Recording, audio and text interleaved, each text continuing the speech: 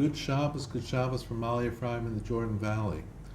In the background, you can see a mountain in the back, and that's Mount Sartava, and that's actually one of the mountain tops where bonfires were lit on Rosh Chodesh to announce to all the Jewish people that it was Rosh Chodesh. And Mount Sartava was the second peak after Jerusalem that there were bonfires to do this. So this is a very holy place. This is also in the direction of where the Israelites crossed over the Jordan River to come into Israel. So I wanted to give over a little teaching on this week's parsha, devarim, from the kedushas Levi. And in the beginning of the parsha, it says, on that side of the Jordan, so it's on the other side of the Jordan River, not the side of the Jordan River that I live in Moab, Moshe commenced and explained this law, the Torah. And Rashi and other commentators say that the term explained, or be'er, implies that Moses translated the Torah into 70 languages.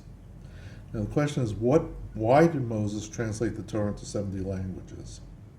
And the kedushas Levi explains, the answer to this question will also explain to us the verse in Tehillim, where it says, when God counts in the script of the people, he will say, this one was born there.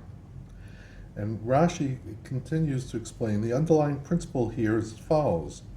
Occasionally we find that Torah uses an Aramaic term, or also other terms like totafos in other languages, and so the Torah employs other foreign words. And why is that? Why does the Torah include foreign words? And the kedushas Levi explains that the language of a nation constitutes its vitality. The holy language Hebrew is unique to the Jewish people. Now, in reality, the Jewish people heard the Torah at Mount Sinai only in the Holy Tongue.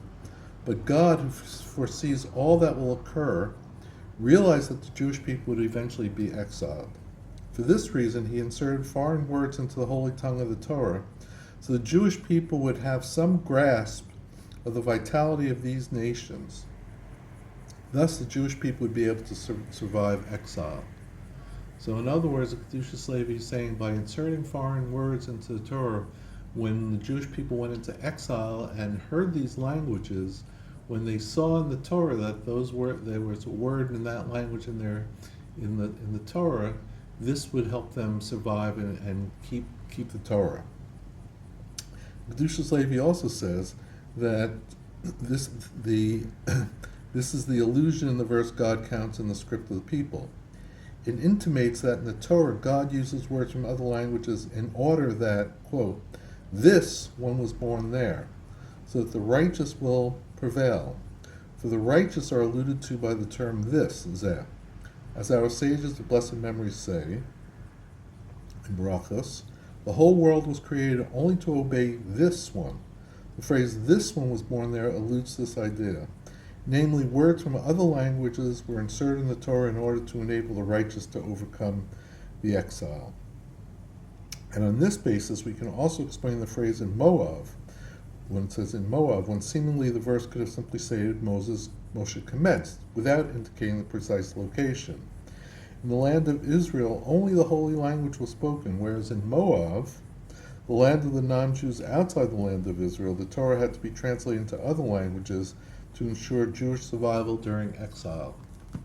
Now, there's other reasons that are given for why the Torah was translated into 70 languages. And in fact, later on in the Torah, when the Israelites crossed over the Jordan, the people were instructed to write the Torah in 70 languages on large stones. And then there's also a Gemara that raises questions when, in about 325 BC, the Greek ruler Ptolemy instructed the Israelites who were living in Greece to translate the Torah into Greece. And there's a teaching in the Gemara that said this, when this was ordered, this was as bad as the day that the golden calf was created. So that implied that there was a terrible thing that happened when the Torah was translated into Greek, even though Moses translated the Torah into Greek. in the time of before we came into the land of Israel. And one of the explanations for this is that the language actually says this was as bad as the day the golden calf was made. Now, the golden calf was made on one day, and then the next day was when there was somewhat worshiping of the golden calf. But the first day that the golden calf was made, it wasn't clear what was going to happen with it, and Aaron's intention clearly was not for it to be worshipped. So the idea is that the concern was when the Greek king ordered the Israelites to translate, or the Jews to translate the Torah into Greek, the concern was not that it was being translated into Greek. It's the question, the concern was, how would it be used? Would it be used incorrectly? Just like the golden calf, in of itself wasn't so terrible, it was how it was used that was really the sin. So the concern was, when the Greeks had the Torah translated, would they use it for good purposes, or would they use it to fulfill their own agenda? So, and then the other point I wanted to raise was, why was the Torah translated into 70 languages? And that is because there's also an intention for the Torah to be part of the belief system of all the peoples of the world. When the Mashiach comes, then all the peoples throughout the world will know that there is one God, and they will also learn Torah, and they will understand all the beliefs of the Torah. So the idea is that by translating the Torah into all the languages, it makes it accessible to the other nations, which is important now, because one of the key things is that all the non-Jews are supposed to be learning the Noahide laws, and they're also allowed to learn Torah at this point in time, to help hasten Mashiach. So, and the other thing is that Jews have been exiled throughout the world in 70 nations, so that by having the Torah translated into their own language that they're comfortable with, that they can speak and understand, it also fosters their learning of Torah.